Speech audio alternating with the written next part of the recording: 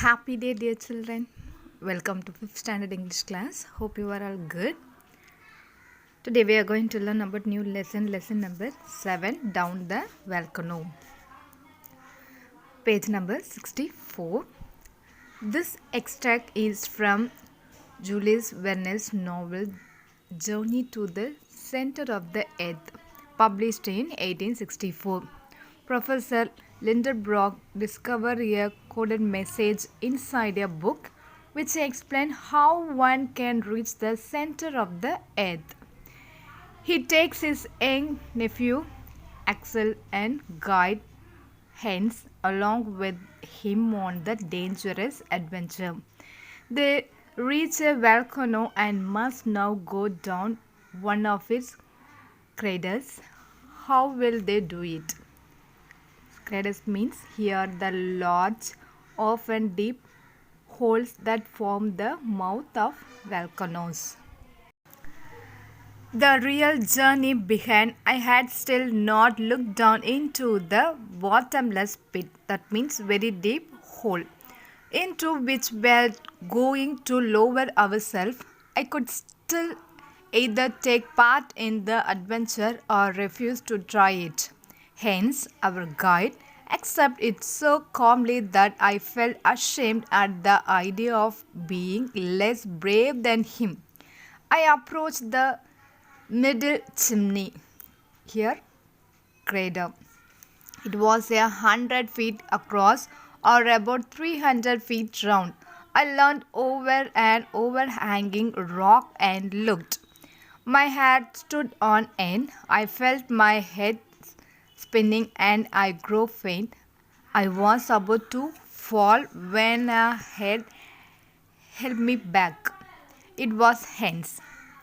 I had not that much to look down into the well, but I could see what shape it was. Its walls were almost vertical and had many rocky projections, that means pieces of rock sticking out. These were certainly going to make it easier for us to climb down. If we attached a rope at the mouth of the well, it could prove sufficient support, but the problem was how to unite the rope when we got to the bottom of the well.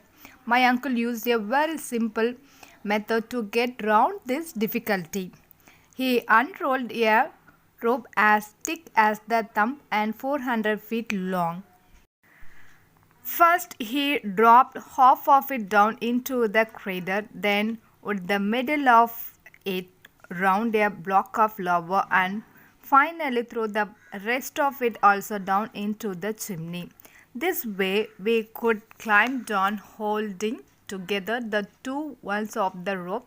When we reached the bottom, we could easily bring the rope down by letting one end go and pulling the other. Now, said my uncle, having finished this preparation, let's think about the luggage. It will be split into 3 and each of us will tie a package to his back. I referred only to the breakable object. Hence will carry the tools and the third of the food. You act, Alex, another third of the food and the premise. I will take the rest of it and delicate instruments. But what about the clothing and these great piles of rope and ladders? Who will take them? I said. There is no need, replied my uncle. Why? I asked. You will see, replied my uncle without hesitating. Oh, on his command, Hans tied the unbreakable object into the single pact which was tied solidly together, and then he simply dropped it down into the vast hole.